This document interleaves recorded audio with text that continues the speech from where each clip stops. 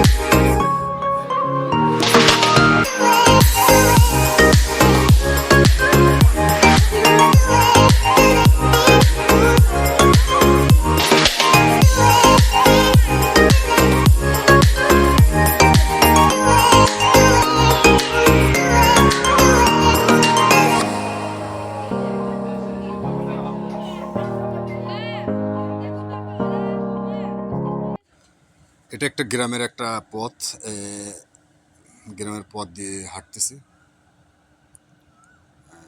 ধান উঠাইতেছে, কৃষকরা এখন ধান উঠাইতেছে।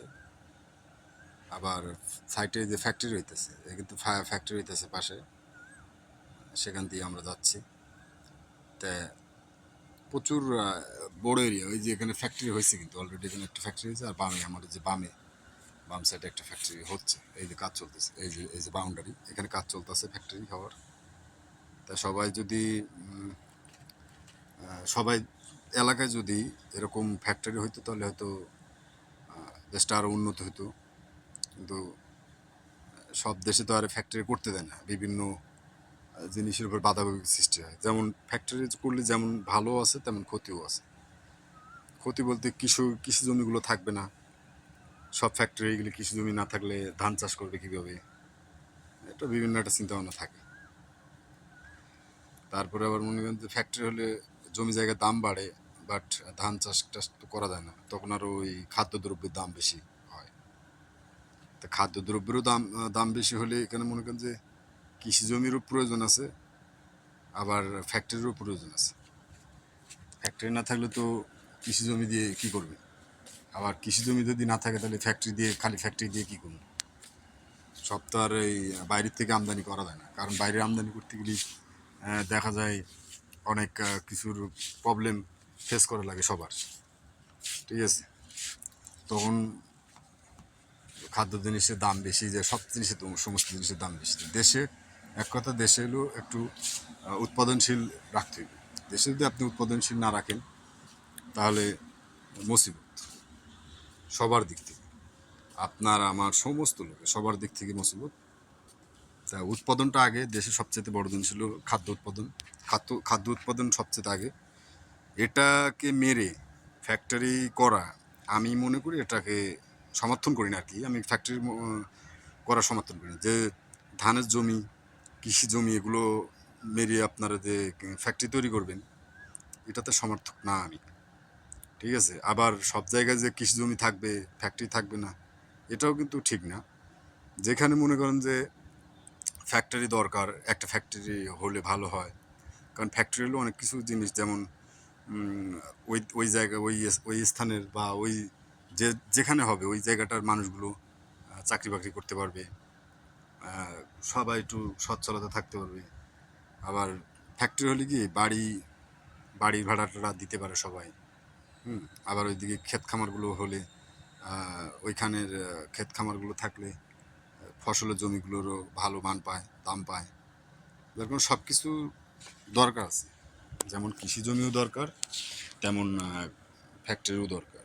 দুইটাই বেঁচে থাকার জন্য আমাদের এই এলাকায় দরকার। জমির দাম কম, যেটা আমি বুঝলাম।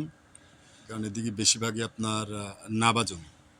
নাবা জমি বলতে মানে সব জায়গায় পানিতে ভরা, দেখতে পাচ্ছেন না, এই যে হাঁটতাছি পানি, চারি সাইড দিয়ে পানি, পুষ্পুনি। আর এদিকে মাছ, প্রচুর মাছ হয়, বিলে মাছ পাওয়া যায়।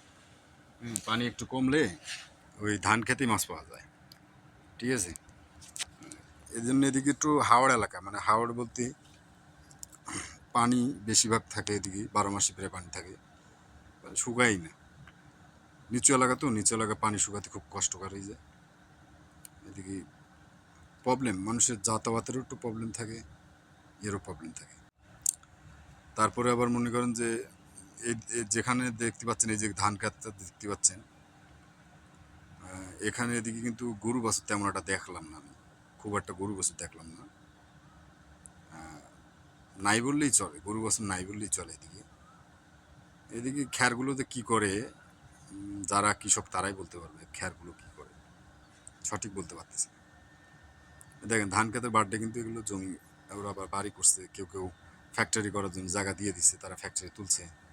তো আমার মনে হয় ফ্যাক্টরির জায়গায় ফ্যাক্টরি থাকা উচিত, জমির জায়গায় ধানের জমির জায়গায় ধানের জমি থাকা উচিত। কারণ ধানের জমির জায়গায় যদি ফ্যাক্টরি করেন, তাহলে ফ্যাক্টরির যে কেমিক্যালগুলো আছে, কেমিক্যাল পানি যেগুলো আছে, এগুলোতে কিন্তু বিষাক্ত।